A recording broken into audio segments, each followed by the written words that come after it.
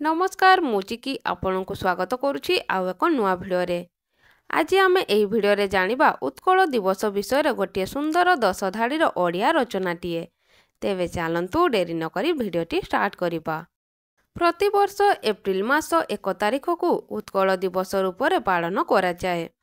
1936 मसीहा एप्रिल 1 तारिख दिन आम राज्य ओडिशा स्वतंत्र प्रदेश रूप में स्वीकृति लाभ करितिला। एही दिन आम राज्य बंगला ठारू अलगा होई स्वतंत्र राज्यर मान्यता पाइला।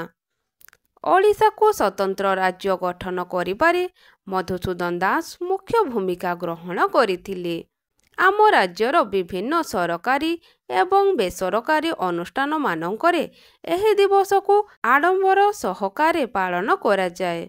एही दिवस अवसर में राज्य सरकारक तरफरु भुवनेश्वर रे चित्ताकर्षक मनोरंजन कार्यक्रम मान आयोजित होइथाए। एही दिन ओडिशा गठन करिबा पई मुख्य भूमिका ग्रहण करिथिबा बरपुत्र मानकु श्रद्धांजलि अर्पण करा जाए। उत्कल दिवस को प्रत्येक ओडिया पालन करी निजको गौरवान्वित मने करंती। आमर जाति भाषा और संस्कृति को भल भावरे मने पकाइबा पई एही दिवसटी पालन करा जाए।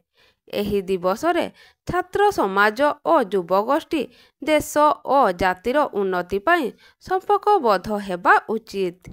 तेबे पिला माने भिडियोटी किपरि लागिला तळे कमेंट माध्यम रे निश्चित भावरे जणाइबे। भिडियोटी भल लागिथिले भिडियोटी गोटे लाइक करी चैनल टी को सब्सक्राइब करिवे।